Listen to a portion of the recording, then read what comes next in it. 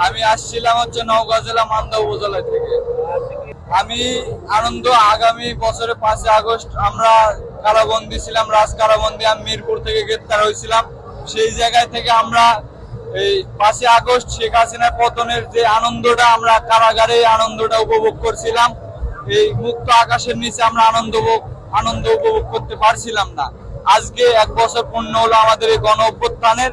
সেই জায়গায় থেকে আজকে আমরা স্বাধীনভাবে এবং আজকে খোলা মাঠে আমরা এই আনন্দটা উপভোগ করতে পারতেছি। আমার কাছে মানে ভাষায় বলা প্রকাশ করা যাবে না। আমরা ফ্যাসিবাদের উৎখাত ঘটিয়েছি এবং ভালো লাগতেছে। আর নতুন ভাবে কোনো বাংলাদেশে যদি ফ্যাসিবাদের জন্ম হয়, আমরা শক্ত হাতে মোকাবেলা করব আমাদের জায়গায় থেকে। আমরা দেশের সংকটময় সময় সব সময় দেশের পাশে থাকব এবং পাশে এসে দাঁড়াবো। না, এটা এখন যারা এই দায়িত্বে আছে, এটা সময় তো অবশ্যই লাগবে। আর আমরা এই জুলাইয়ের যে ঘোষণাপত্র, এটাই আমরা অনেক আশাবাদী।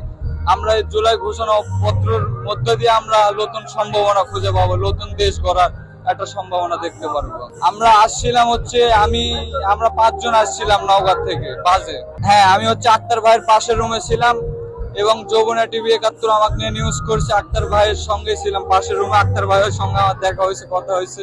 কালকে আমাদের রাজ কারাবন্দীর একটা প্রোগ্রাম আছে বাংলা একাডেমিতে।